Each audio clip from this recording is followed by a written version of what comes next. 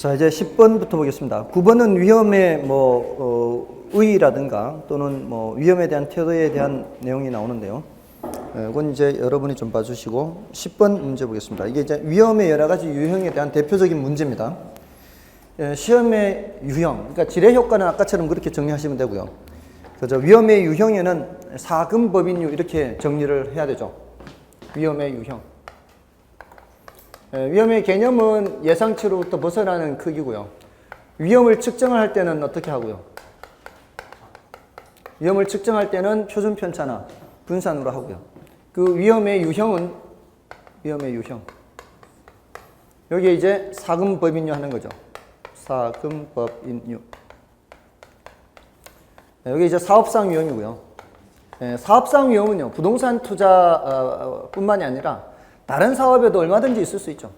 여러분들이 제조업을 운영한다거나 아니면은 요식업을 한다거나 어떤 사업을 하든 사업상 위험은 모두 있을 수 있습니다.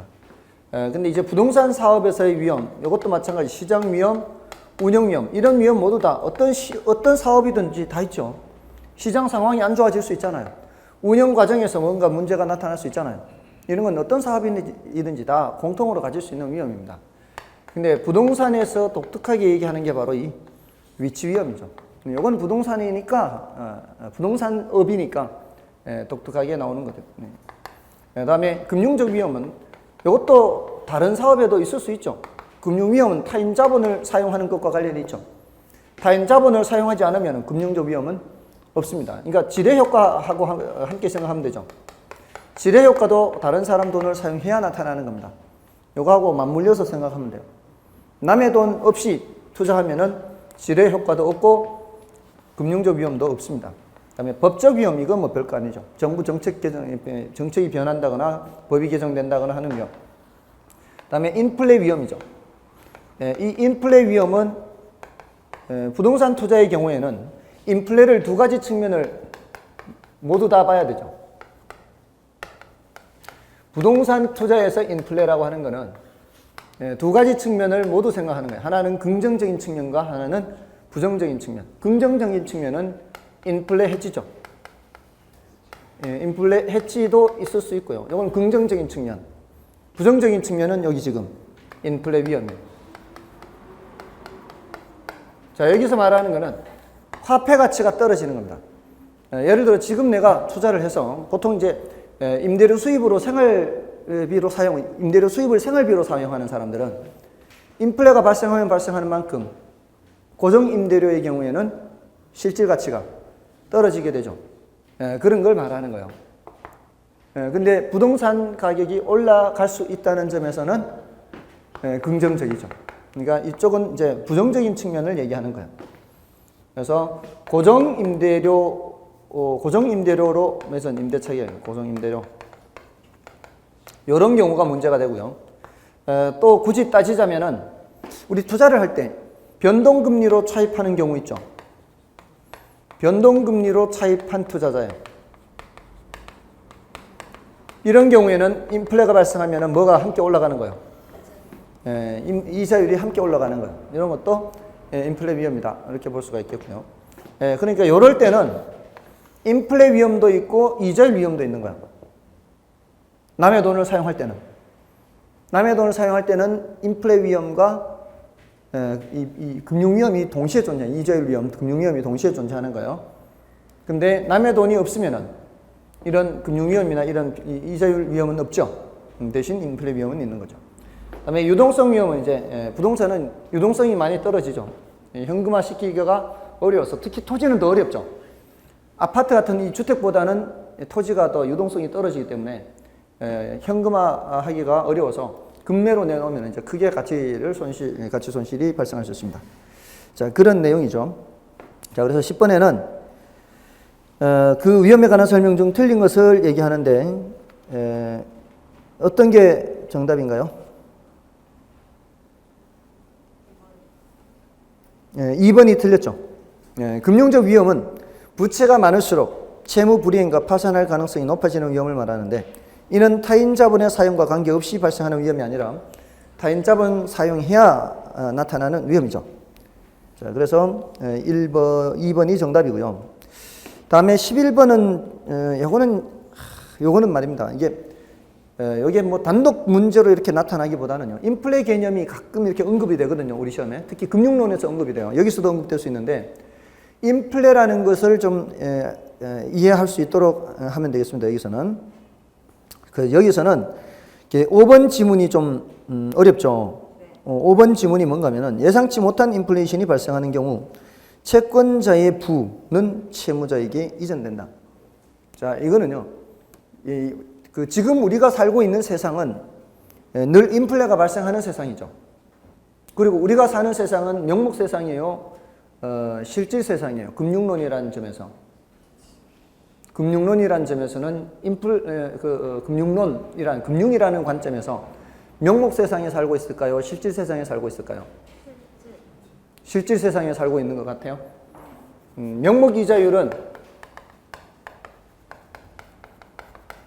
한번 말씀드린 적이 있는지 모르겠네요. 화폐 표시 이자율이요. 실질 이자율은 실물 자산 표시 이자율이요. 예를 들어서 돈을 10만 원 빌려주고요. 11만 원 돌려받습니다. 이자율 몇 프로요? 10%죠. 이게 명목 이자율이에요? 실질 이자율이에요? 네, 돈으로 빌려주고 돈으로 돌려받죠. 화폐로 표시되죠. 이때 무슨 이자율? 명목이 명목. 화폐 표시 이자율이니까 명목 이자율이 몇 프로예요?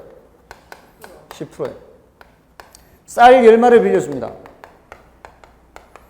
돌려받을 때 쌀 11마리를 돌려받습니다. 이자율 몇 프로예요? 이자율 10%잖아요. 맞아요? 돈으로 빌려줬어요? 물건으로 빌려줬어요? 실물 자산으로 빌려줬죠. 그러면 무슨 이자율? 실질 이자율 10%. 맞아요?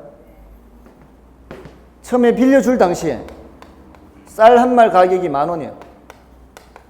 돌려받을 때 쌀 한 말 가격이 10,000원이에요. 자, 이러면 인플레가 있어요, 없어요? 인플레가 제로라고 치는 거죠. 인플레가 없습니다. 0%. 자, 그러면 돈 10만 원 빌려줄 때 쌀 몇 말값 빌려줬어요? 돈 10만 원 빌려줄 때 쌀 몇 말값 빌려줬어요? 10말값 빌려줬죠. 11만 원 돌려받아서 쌀 몇 말을 살 수 있어요? 11말을 살 수 있죠. 10말값 빌려줘서 11말값 받았잖아요. 맞아요? 10말 빌려주고 11말 받았죠. 이때는 돈으로 빌려주고 돈으로 돌려받으나 쌀로 빌려주고 쌀로 돌려받으나 같죠? 맞아요?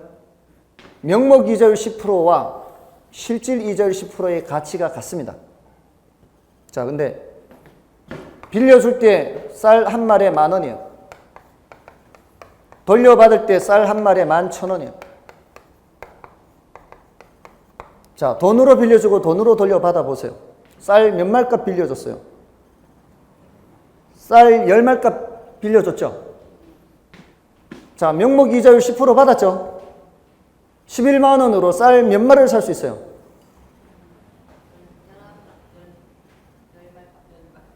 10말밖에 못 사잖아요. 지금 10말값 빌려줘가지고 10말값 돌려받았죠? 맞잖아요. 돈으로는 10% 더 받았지만 이 돈으로 살 수 있는 쌀은 똑같이 10말밖에 못 산다고요. 이럴 때는 쌀 10말 빌려준 거, 쌀 11말 돌려받는 게 100번 낫죠. 돈으로는 10% 더 받았지만 실질적으로는 이자율이 없을 수가 있어요. 이때는 인플레가 몇 프로 발생했기 때문에. 인플레가 10% 발생하면은 명목상으로는 10% 더 받았지만 물건을 더 살 수가 없다고요. 맞나요? 이때는 실질 이자율이 몇 프로라는 얘기요? 실질 이자율이 몇 프로 이때는?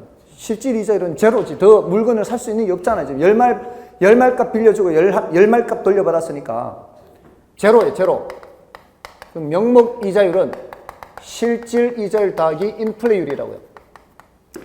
10% 받았지만 인플레가 10% 발생해버리면 실질은 0밖에 안 된다, 0. 명목 10%를 돌려받았을 때 실질적으로도 10%가 되려면 인플레가 발생하지 말아야 돼요. 됐나요? 우리가 명목 세상에 살고 있어요? 실질 세상에 살고 있어요? 우리는 명목 세상에 살고 있다. 돈으로 빌려주고 돈으로 돌려받기 때문에 쌀로 빌려주고 쌀로 돌려받는 세상 살고 있지 않단 말이에요. 그러니까 우리가 늘 관찰하는 거는 명목 이자예요. 우리가 늘 관찰하는 거는. 그럼 이게 실질적으로 얼마만큼의 이자율이 될지는 뭐를 파악을 해야 돼요? 인플레를 파악해야 이게 얼마인지 알아요. 그래서 우리가 지금 정기예금 금리가 2%인데 그것도 뭐예요? 명목 이자예요. 명목. 정기예금 금리 2%. 근데 인플레가 1.5% 발생해버리면 실질 이자율은 0.5%밖에 안 되고요. 이런 상황에서 인플레가 3% 발생해버리면 실질 이자율은 마이너스 1%가 되는 겁니다. 그러니까 이런 인플레는 많이 발생하는데 이자율은 낮은 상황이라면 그 돈으로 은행에 넣어놓지 않고 실물 자산을 사는 게 낫다 이 말이에요. 금, 구리, 원유 이런 원자재 사는 게 낫다 이 말이에요. 됐나요? 자, 그러면 인플레가 이렇게 발생한다면은 다들 머리가 장식이 아닌다며야 돈 빌려줄 때는 그거 생각하고 빌려주지 않을까요? 인플레가 발생한다면 돈을 빌려줄 때는 뭐를 예상해서 빌려줘야 돼요? 인플레를 예상해서 빌려줘야 되죠. 그래서 그 예상을, 인플레 예상을 3%를 해요. 예상을 3%로 하는데, 그래서 내가 5%로 대출해 줍니다. 대출 금리는 5%예요. 인플레 예상은 3% 하면서. 이 소리는 내가 실질적으로 몇 프로는 먹겠다는 얘기야. 실질적으로 2%는 먹겠다 얘기 아닌가요? 실질은 2% 정도 먹을 걸 생각하면서 몇 프로로 빌려주는 거예요? 5%로 빌려주는 거예요. 뭐를 예상하면서? 인플레를 예상하면서. 근데 예상치 못하게 2% 인플레가 더 발생했어요. 돈은 얼마 받기로 대출해놨어요? 돈은 5% 더 받기로 대출해놨다고요. 근데 예상치 못한 인플레가 2% 더 발생하는 바람에 실제 인플레가 5% 발생해버리면 나는 먹을 수 있는 게 없단 말이에요. 이미 약속을 해놨기 때문에. 그래서 예상치 못하게 인플레가 발생하거나 발생하러 가면 돈 빌려준 사람은 손해본다 이 말이에요. 이 채권자의 부가 채무자에게로 넘어가게 돼요. 채권자의 부가. 돈 빌려준 사람 손해다 이 말이에요. 이게 가장 극단적으로 나타나는 것이 제1차 대전이 끝난 후 독일이에요. 제1차 대전이 끝난 후 독일에서는 이게 전쟁 배상금 때문에 독일이 엄청나게 외국에다 물자를 갚아야 돼요. 자, 그러면은 정부가 이제 갚아야 되니까 독일 돈으로는 안 받습니다. 물자로 받지. 독일 돈 받아봐야 그 독일 돈 찍어만 내면 되는 그거 받겠습니까? 물자로 받아요. 이 전쟁 배상금을. 그럼 어떻게 해야 돼요? 독일 정부에서는 돈 찍어내서 민간에서 이런 원자재를 사야 될 거 아니에요. 돈 찍어내서 원자재를 사니까 물가가 어떻게 되겠어요? 물가가 엄청 올라가는 거예요. 정부에서 막 사들이니까. 그래서 전쟁 전에 술만, 남의 돈 빌려서 술만 퍼마시는 그런 주정뱅이가 빈병을 뒷뜰에다가 그냥 던져놓은 거예요. 빈병을. 근데 전쟁이 끝난 후에 빈병 팔아서 빚을 다 갚을 수 있어요. 빈병 파니까 물가가 엄청 올라가니까 빈병 값이 구르마 한 리어가의 화폐가 들어오는 거예요. 그 돈으로 다 갚을 수 있는 거예요. 빌린 돈을. 자, 그러니까 돈 빌려준 사람들은 내가 예전에 돈 빌려줄 때는 이 사람한테 집을 한 채 살 수 있는 돈으로 빌려줬는데 이제는 구르마, 빈병 한 구르마밖에 못 받는 거예요. 그러니까 어떻게 되겠어요? 소송을 제기하겠죠. 돈 지금 가치로 더 돈을 많이 갚아야 된다. 예를 들어 지난번에 1천 마르크를 빌렸으면 지금 1천 마르크 해가지고는 그때 당시에 100분의 1, 1000분의 1 가치밖에 안 되니까 100만 마르크는 갚아야 된다 이렇게. 자, 그러니까 자, 법원에서 판결을 내려야 될 거 아니에요. 만약에 그거를 채권자 입장을 들어주면 어떤 현상이 나타날까요? 채권자 입장을 들어주면은 채권자 입장이 말이 맞잖아요. 말은. 그러면은 그와 같은 관계에 있던 채권 채무자들이 엄청나게 많을 거 아니에요. 이 사람들이 다 소송 내면은 사회가 혼란스럽겠죠. 그래서 그게 이제 법적 안정성이라는 거예요. 민법 총칙에 나올 거예요, 어쩌면. 법적 안정성과 구체적 타당성이 충돌할 때는 법적 안정성을 우선해요. 그래서 안 들어줬어요. 사회가 혼란스러울 수 있으니까. 예, 그래서 그게 여러분들 혹시 민법 판례를 보시다 보면은 야, 이거 말도 안 된다, 이거. 이런 판례들이 간혹 있거든요. 그런 판례들은 대부분이 그런 법적 안정성 때문에 그런 판결을 내린 거예요. 예, 그 자세히 살펴보시면은 나름대로 고민한 거예요, 그게.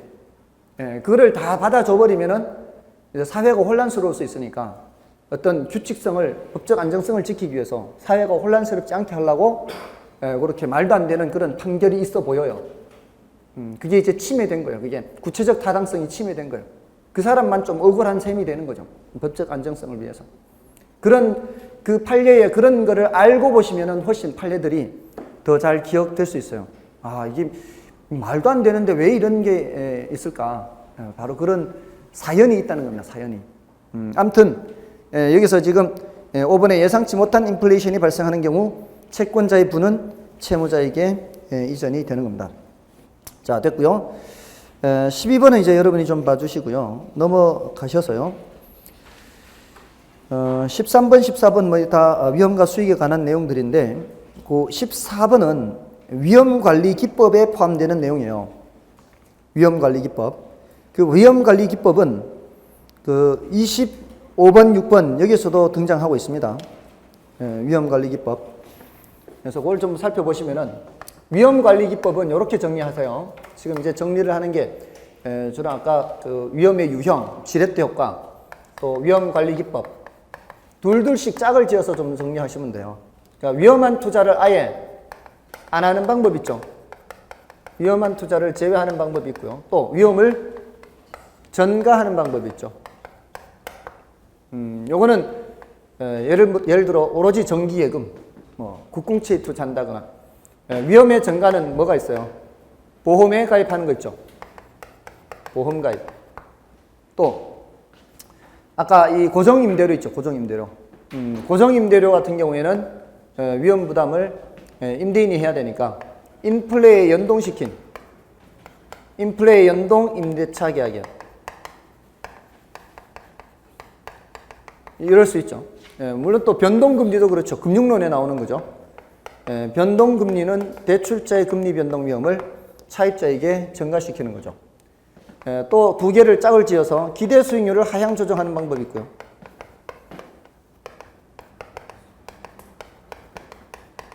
요구 수익률을 상향 조정하는 방법이 있어요.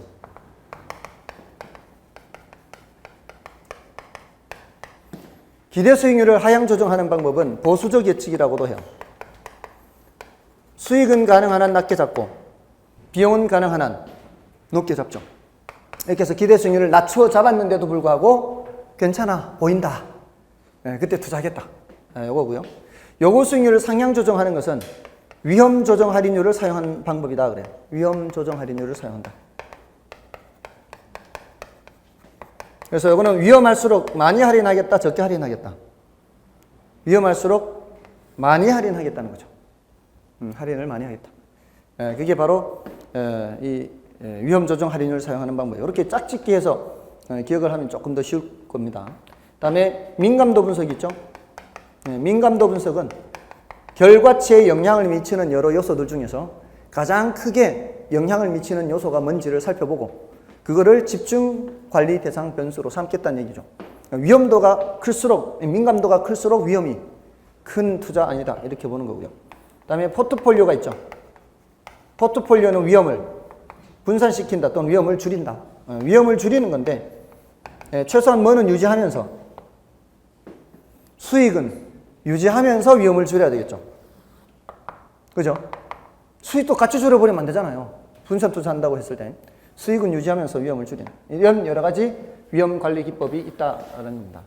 둘씩 짝을 지어서 그렇게 기억하시면 되고요. 자, 문제는 14번을 한번 볼까요? 14번은 위험과 관련된 설명, 다음 설명 중 틀린 것은 1번에 위험을 처리하는 방법 중 위험한 투자를 제외시키는 방법을 통해 얻을 수 있는 수익은 무위험률밖에 없다. 맞죠? 다음에 투자자가 위험 혐오적이라는 가정은 수익률이 같을 경우 덜 위험한 쪽을 택한다는 것이다. 위험 혐오적이라는 사람은 그렇죠. 수익률이 같다면 위험이 적은 것을 선택을 할 겁니다. 다음에 3번 모형의 투입 요소 변화에 따라 결과치가 얼마나 크게 변하는지 보고 그 변화폭이 큰 투입 요소를 집중관리 대상 변수로 삼는다. 맞나요? 이거는 뭐예요? 민감도 분석에 대한 옳은 표현이죠. 그다음에 투자 수익을 가능한 한 낮게 예측하고 그것을 기준으로 투자 결정을 하는 것을 기술적 예측 방법이라. 이 말도 안 되죠. 이게 보수적 예측인데 지금 5번도 보수적 예측에 대한 표현이죠. 같은 내용을 표현만 달리하고 있죠. 5번도 수익성을 하향 조정했는데도 여전히 그 투자가 좋다면 그 대안은 좋은 것으로 판단하여 투자 결정을 하는 방법을 보수적 예측 방법이라 한다. 됐죠? 자, 됐고요. 다음에 15번은 이제 여러분이 좀 봐주시고요. 16번을 보겠습니다. 위험과 수익 계속 연결이 되고 있죠. 제가 이제 드디어 실천을 했습니다. 지난 일주일 동안 이제 1년 3개월 만에 드디어 이제 수영을 다시 시작했습니다. 뱃살 좀 줄이려고. 좀 달라져 보이지 않습니까, 혹시? 그렇습니까, 정말로? 많이 달라졌습니까? 구체적으로 어떻게 달라졌습니까? 이게 그냥 기본적으로 하시는 말씀 말고. 예? 아, 여기가 붙었습니까? 아, 배가 좀 붙었습니까? 좀 그래 보입니까? 아, 좀 효과가 있어야 되는데, 하여간, 지금 1년 3개월 만에 이 수영을 갔더니만, 하루, 첫날. 다음날 이게 어깨가, 여기가 막 근육이 안 쓰던, 1년 3개월 동안 안 쓰다가 쓰니까. 아무튼 그래도, 한때는 작년 4월 달에 마지막으로 하기 전에는 50분 동안 많이 할 때는 한 1.5km까지 했어요. 50분 동안 1.5km면은 이게 수영장 25m짜리 있잖아요. 25m짜리를 30바퀴 돈 거거든요. 갔다 오기를 30분, 30번이죠. 30번. 갔다 오면은 50m니까. 3, 55, 1.5km니까. 그러면은 이제 땀 엄청 많이 흘립니다. 그러면은. 물속에 있으니까 땀을 안 흘릴 것 같지만, 나오면은요, 이게 열이 나가지고, 그 열기 때문에. 그래서 다시 옷을 입으면은 막, 이 옷을 입자마자 거의 흥건히 젖을 정도로. 그래서 샤워하는 동안 계속 찬물로 식혀야 됩니다. 그래야만 할 수 있는데, 아무튼, 성공을 해야 되는데, 그 다음에 이제, 이것만 성공되면 이제 식스팩으로 들어가야 되죠, 이제. 이거 원래 재작년에 거의 원팩까지는 됐었거든요. 근데 작년에 운동을 안 하면서 둥그런 원팩이 됐죠. 아무튼 그 재작년에 제가 본 책 중에 누구죠? 정봉주 전 국회의원이 쓴 그 사람이 1년간 깜빵에 갔다 왔잖아요. 1년간. 뭐 BBK 뭐 저것 때문에 이렇게 뭐 해가지고 이렇게 갔다 왔잖아요. 그 1년간 깜빵에서 식스팩을 만들어 나온 거예요. 그 사람이 50몇 살인데. 근데 자기 경험을 책으로 쓴 거예요. 저 사진까지 다 찍어가지고 자세히 이렇게 하는 거를. 제 책 제목이 뭔가 하면 여러분 한번 검색해 보세요. 틈날 때마다 하는 거 괜찮습니다. 이게 따로 시간을 내서 운동을 할 수 없으니까. 그 책 제목이 골방이 너희를 몸짱되게 하리라. 이거예요. 골방이 너희를 몸짱되게. 깜빵에서 아무것도 없잖아요. 운동기구가. 운동기 없는데 푸시업하고 막 이런 걸로 식스팩을 만든 거예요. 기구라는 게 다른 게 아니고 2리터짜리 생수병 있죠. 거기에 물 넣어가지고 아령하고 막 이렇게 하고 이렇게 몇 개를 넣어가지고 가방 속에 몇 개를 넣어서 이렇게 들고 이렇게 앉았다 일어섰다 하는 거 이걸 한 거예요. 근데 한번 책 보십시오. 정말로 이 운동이 됩니다. 그래서 제가 특히 오늘 이런 날 이렇게 집에 가면은 12시 되잖아요.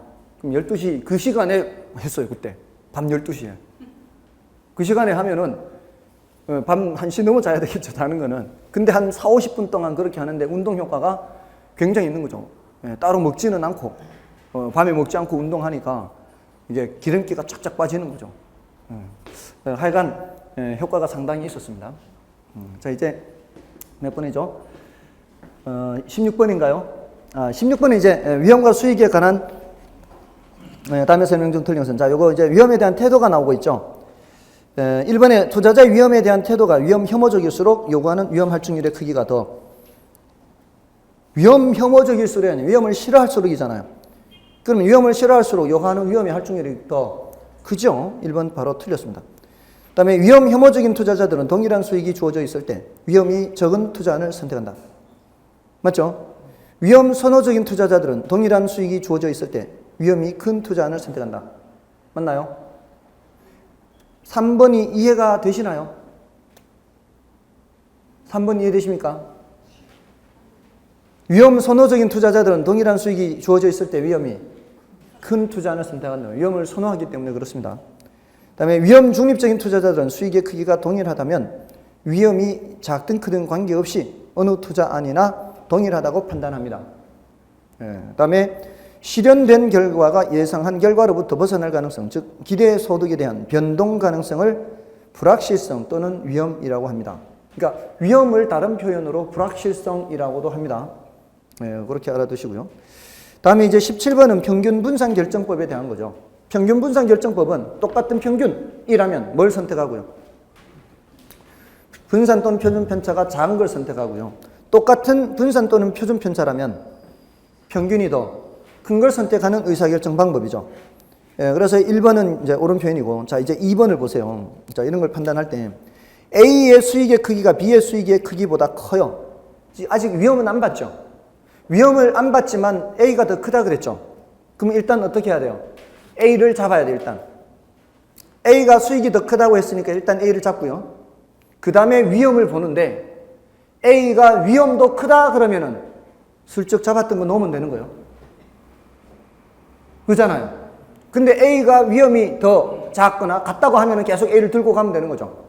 그러니까 지금 일단 2번에서는 A를 잡아야 되죠. 맞잖아요. A의 수익의 크기가 더 크다 그랬으니까 A를 잡고, A의 위험의 크기가 B보다 작거나 같다 그랬죠. 그러면은 더 좋은 거죠. 들고 가는 거예요. A가 선호되는 거예요. 자, 근데 3번은 A의 수익의 크기가 B의 수익의 크기보다 작대요. 그럼 뭐를 잡아야 돼, 이때는? B를 일단 잡아야 되죠. 근데 B를 잡았는데 B가 위험이 더 크다 이러면은 B를 놔야 되겠죠. 근데 A의 위험의 크기가 B보다 작다 그랬죠. 그럼 B가 위험이 더 크다는 얘기네요. 그럼 B를 계속 들고 갈 수가 없는 거죠. 일단 놔야 돼요. 왜 B가 선호된다 했으니까 틀린 거죠.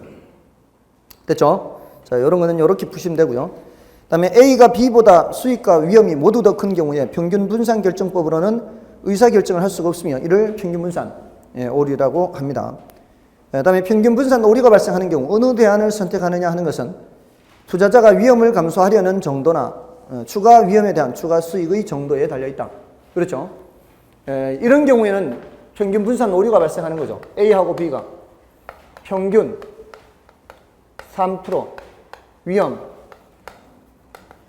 2%, 평균 5%, 위험 4%. 자, 이러면 어떻습니까? 수익이 커지면서 뭐도 커지는 거예요? 위험이 커지죠. 자, 이럴 경우에 여러분 같으면은 A를 하시겠습니까? B를 하시겠습니까?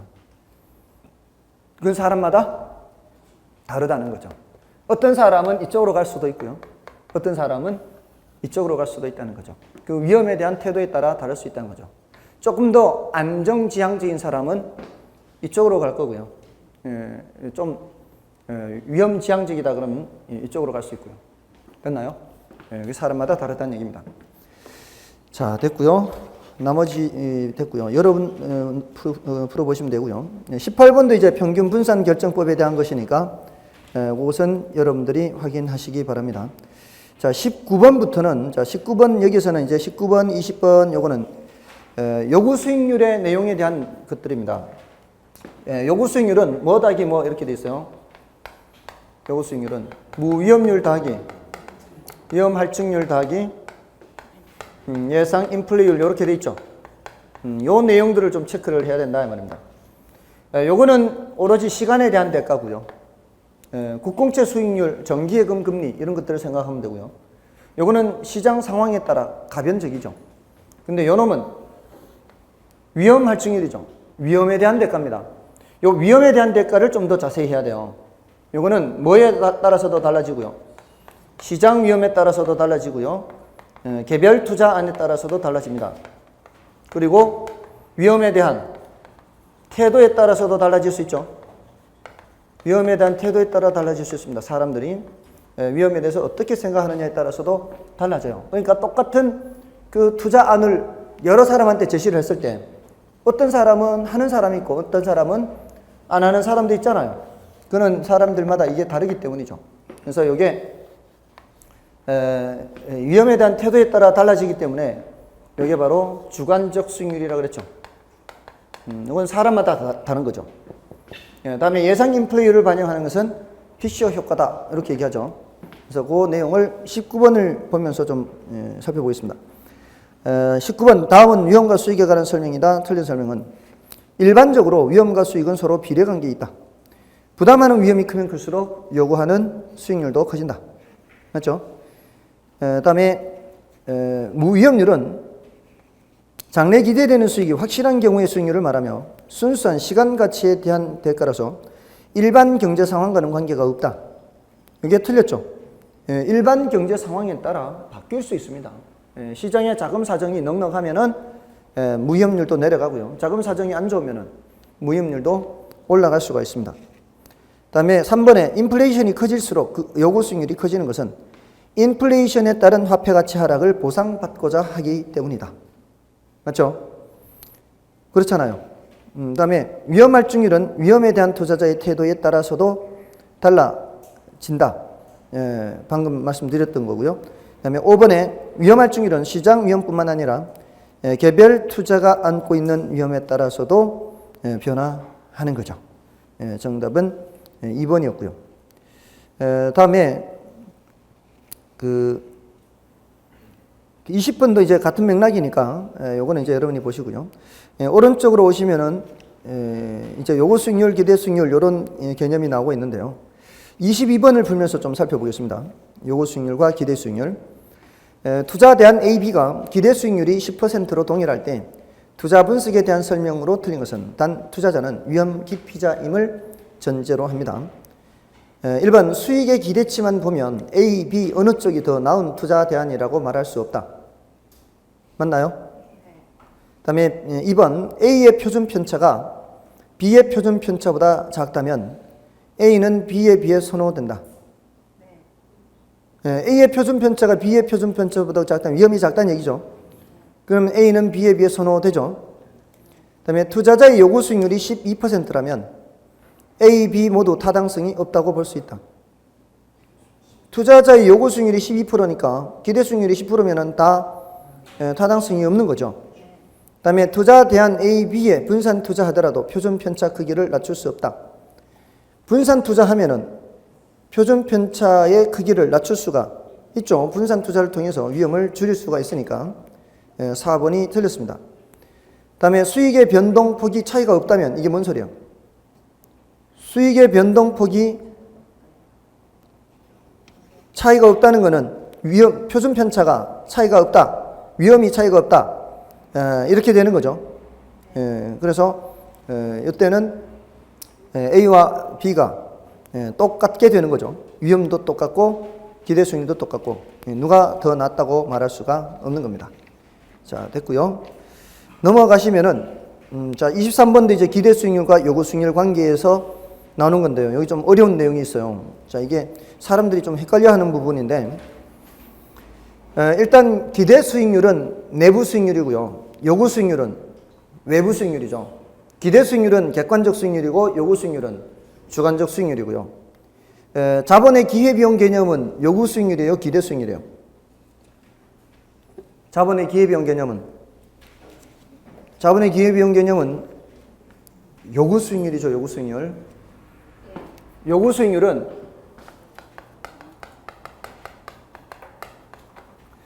투자자가 어떤 투자안에 대해서 요구하는 최소한의 수익률이에요. 저기에 투자하면 최소한 이 정도는 벌어야 되겠다라고 생각하는 이유가 뭐겠어요? 그 이유는 지금 이 사람이 딴 데 투자해도 어느 정도는 벌 수 있는데 거기에 투자하는 거를 포기하고 지금 여기 오려고 하는 거거든요. 맞나요?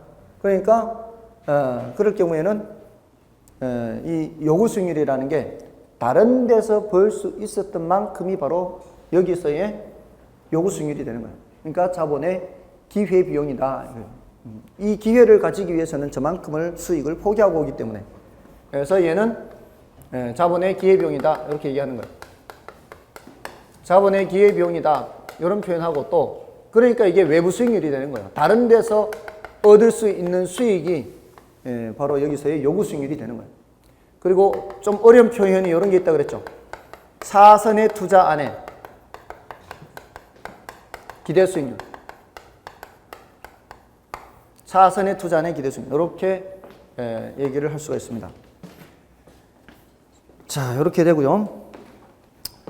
다음에 자 이제 1번은 됐고요. 여러분 보시고요. 2번을 보시면 기대 수익률이 요구 수익률보다 낮으면 대상 부동산에 대한 수요가 줄어들게 되고 대상 부동산의 가치는 하락한다. 여기까지는 어렵지 않죠? 그죠? 기대가 요구보다 낮다 그랬잖아요. 기대가 요구보다 낮으면 사람들이 투자를 하려고 해요? 안 하려고 해요? 안 하려고 하겠죠? 안 하려고 하면은 부동산 수요가 줄어들고, 부동산 수요가 줄어들면은 가격이 내려가죠. 자, 여기서 지금 가격이 내려가는데, 지금 이거를요, 투자를 한 사람 입장에서 보는 게 아니고요, 투자를 할까 말까라고는 이제 고민하는 사람 입장에서 봐야 돼요. 투자를 할까 말까 고민하는 사람 입장에서는 가격이 자꾸 내려갈수록 점점 야 이제는 살 때 되지 않았냐, 살 때 되지 않았냐 이런 생각하는 거죠. 투자 금액이 그만큼 점점 낮아지는 거란 말이에요. 자, 그러니까 뭐는 높아지는 거예요? 기대 수익률이 높아지는 거예요. 그러면서 결국은 어떻게 되는 거예요? 기대와 요구가 같아지는 거예요. 이게 결국 기대가 요구하고 같아지는 게, 이렇게 같아지는 게 기대 수익률이 어떻게 해서 높아져서 같아지거든요. 근데 우리 시험에서는 어떻게 질문한 적도 있는가 하면은 여기에서 바로 이렇게 건너뛰어요. 이렇게 기대 수익률이 요구 수익률보다 작은 경우 기대 수익률이 점차 상승하여서 이렇게 나와요. 바로 건너뛰어요. 이 중간에 이걸 빼버려. 결국 균형으로 갈 때는 누가 변해서 간다는 거예요? 기대가 변해서. 그럼 반대쪽은요, 기대가 요구보다 클 때에는 사람들이 사려고 하겠죠. 사려는 사람이 많으면 부동산 수요가 어떻게 돼요? 증가하겠죠. 그럼 가격이 점점 올라가겠죠. 자, 이게 산 사람 입장에서 보는 게 아니라 사려고 하는 사람이에요. 어제 물건 받던 사람이 오늘 다시 와서 그거 좀 괜찮으니까 사려고 물어봤더니만 그새 가격이 올라가고 있는 거예요. 자, 가격이 올라가면 올라갈수록 지금 내가 돈을 더 내놔야 되죠. 더 내놔야 된다는 얘기는 점점 뭐가 떨어지고 있다는 얘기예요. 기대 수익률이 떨어지고 있다는 얘기죠. 그래서 결국 어떻게 된다고요? 기대가 요구하고 같아지는 거예요. 여기서도 누가 움직여요? 기대가 움직여, 기대가. 그러니까 이게 이렇게 오차가 있을 때는 누가 움직여서 균형으로 간다고요? 기대가 움직여서. 이 중간에 걸 빼고 바로 질문을 한다고요. 아셨죠? 자, 그래서 지금 3번 지문이 연결이 돼요. 부동산의 시장 가격이 하락함에 따라 대상 부동산에 대한 기대 수익률은 점차 증가하게 되고요. 부동산의 가격이 충분히 하락하여 요구 수익률이 기대 수익률과 일치하게 되면 투자자는 대상 부동산의 투자를 고려하게 되는 거고요. 다음에 5번은 이제 반대가 되는 거죠. 5번은 투자 안의 기대 수익률이 요구 수익률보다 높으면 대상 부동산에 대한 수요가 증가하고, 그리하여 대상 부동산의 가격이 상승하면 기대 수익률은 점차 하락하게 돼요. 결국 기대 수익률이 움직인다 이 말이에요. 그래서 결국 요구 수익률과 기대 수익률이 같아지는 선에서 균형을 이루게 되는 겁니다. 좀 어려운 내용인데 지금 2번, 3번, 5번이 지금 이 내용입니다. 정답은 4번이죠. 자본의 기회비용 개념을 갖고 있는 것은 기대 수익률이 아니라 요구 수익률이에요. 그래서 4번이 틀렸습니다. 자, 나머지 24번, 25번 요 내용들은 이제 여러분들이 좀 확인하시고요. 26번을 보겠습니다. 민감도 분석. 민감도 분석에 관한 설명이다. 잘못 설명된 것은 1번 현금 흐름에 영향을 미치는 어느 한 구성 요소가 변화했을 때 투자에 대한 수년가나 내부 수익률 등의 투자의 결과치가 어느 정도 변동하는가를 분석한다. 맞죠? 민감도 분석에 대한 옳은 표현입니다. 다음에 2번 현금 흐름에 영향을 미치는 여러 구성 요소가 집단적으로 변화했을 때 투자의 결과치가 어느 정도 변동하는가를 분석한다. 네, 이렇게도 가능합니다. 그러니까 하나만 변할 수도 있고요. 여러 구성 요소가 동시에 변할 수도 있는 겁니다. 그다음에 위험한 내용이 현금 수지 등의 투자의 결과치에 어떠한 영향을 미치는가를 파악하는 방법이다. 이것도 맞죠? 민감도 분석으로 투자 수익에 가장 민감하게 영향을 주는 요소가 무엇인지를 파악할 수 있죠. 5번이 틀렸나요? 민감도가 작은 투자일수록 수년가나 내부 수익률의 변동폭이 작으며 상대적으로 안전성이 낮은 투자 안으로 평가한다. 안전성은 높죠. 그래서 5번이 틀렸습니다. 자, 됐고요. 다음에 넘어가시면은 지금 이 계산 문제와 관련이 있는 건데요. 지금 27번도 지금 요구 수익률과 관련된 구조의 계산 문제입니다. 27번은 자본시장에서 이자율이 연 10%로 결정되어 있대요. 자, 그럼 여러분 한번 생각해 보세요. 우리가 요구 수익률 얘기할 때 무위험률 더하기 위험 할증률 더하기 예상 인플레이율이죠. 우리가 사는 세상은 명목 세상이라 그랬어요. 실제 세상이라 그랬어요. 명목 세상이라 그랬죠. 그러면 여기 자본시장에서 이자율이 연 10%다. 이런 얘기를 하면요. 특별한 언급이 없는 한은 이게 다 반영이 돼 있는 거예요. 이게 다 반영이 있는 거예요. 우리가 사는 세상은 명목 세상이기 때문에 정기형 금리가 2%다. 그 뭐가 반영돼 있는 거예요? 인플레 반영돼 있는 거예요. 대출 금리가 5%다. 그 뭐가 반영돼 있는 거예요? 인플레가 반영돼 있는 거예요. 그래서 자본시장에서 이자율이 연 10%다. 이것도 특별한 언급이 없는 한은 반영되어 있는 게 보통이에요. 아시겠습니까? 자, 내가 돈을 자본시장에 투입을 하면 얼마나 벌 수 있다는 얘기죠. 문제에서 자본시장에서 이자율이 연 10%다. 그 소리는 자본시장 이자율 10%만큼 벌 수 있다는 얘기예요. 자본시장에. 근데 부동산의 위험과 유동성에 대해 연 2%의 수익률 프리미엄을 요구한대요. 그럼 부동산에 투자하는 투자자는 얼마의 수익률을 요구하게 된다는 거예요? 부동산 투자자는 요구하는 수익률이 12%죠. 12%는 돼야 해요. 12%는. 자본시장의 이자율은 10%. 거기 위험 할증률이 2%니까 12%는 돼야 됩니다. 자, 근데 우리가 부동산에 투자하면 얻을 수 있는 이득이 항상 무슨 이득, 무슨 이득? 부동산 투자에서 얻을 수 있는 이득은 소득 이득과 자본 이득이죠. 이 소득 이득과 자본 이득이 합해서 몇 프로는 돼야 된다는 얘기예요. 합해서 12%는 돼야 된다는 얘기예요. 그래서 지금 이 문제에서는 세금을 전혀 고려하지 않을 때 매년 4%씩 가격이 상승하는 부동산이라고 그랬죠.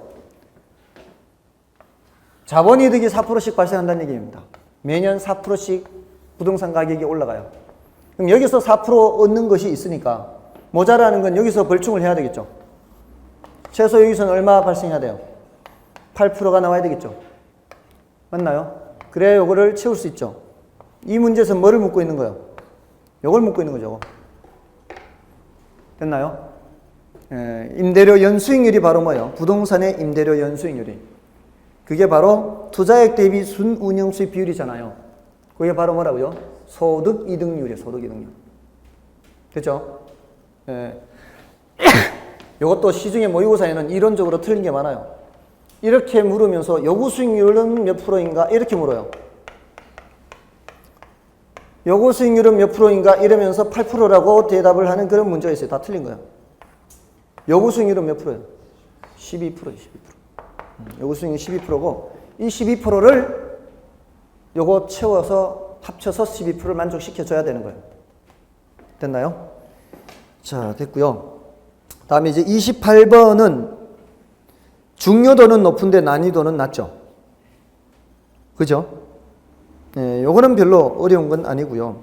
여러분이 좀 봐주셔도 되겠습니다. 다음에 29번도 마찬가지죠. 오늘 했죠, 이거. 영구히 나오는 거. 영구히 나오는 경우에 투자 가치는 그렇게 하면 되고요. 다음에 30번은 약간 신경 더 써야 되는 거죠. 요거는 이제 다만 28번처럼 가중평균 하는 거예요. 30번도. 대신 30번은 가중평균 한 후에 어떤 작업이 하나가 더 있어요. 현재 가치로 바꿔야 되죠. 현재 가치로 바꾸는 그 작업 하나만 더 하면 되는 거예요. 그래서 그거는 해설을 보시고 좀 봐주시면 되겠고요. 나머지는 뭐 어렵지 않습니다. 넘어가셔서요. 170쪽에 그 32번 문제를 좀 보겠습니다. 위험과 가치의 균형에 관한 설명이다. 틀린 것은 1번 위험 혐오적인 투자자라 할지라도 감수할 만한 유인책이 있는 위험이거나 회피할 수 없는 위험일 경우에는 이를 감수한다. 감수할 수밖에 없죠. 다음에 위험과 수익의 관계는 인플레이션에 의해서 영향을 받는다. 요구 수익률에 예상되는 인플레이율이 반영되는 것을 피셔 효과라고 한다. 맞죠? 장래 기대되는 수익의 흐름이 주어졌을 경우 투자에 대한 위험이 높을수록 요구 수익률은 커진다. 맞죠? 더 맞는데. 위험 회피적인 투자자는 장래 동일한 수익이 예상되는 경우 위험이 높을수록 현재 가치로 할인하는 할인 폭을 작게 한다. 이게 틀렸네요. 위험 회피적인 투자자는 위험이 높을수록 많이 할인하게 되죠. 4번 틀렸습니다. 다음에 기대 수익률이 요구 수익률보다 클 경우 부동산 가격은 기대 수익률과 요구 수익률이 일치하는 일정 수준까지 상승하여 균형을 이루게 된다. 요거죠. 기대가 요거보다 클 경우 맞죠? 부동산 가격이 올라가잖아요. 어디까지 올라가는 거예요? 여기에 일치할 때까지. 여기 일치할 때까지 부동산 가격이 올라간다. 요 얘기하는 겁니다, 지금. 32번의 5번 지문은. 다음에 33번은 앞에서 평균 분산 결정법에 대한 얘기를 했죠. 그래서 그거 보시면 되겠고요. 34번부터 그 기출 문제들은 여러분이 좀 해설 보고 확인하시기 바랍니다. 좀 쉬고 이제 포트폴리오 이론을 들어가도록 하겠습니다.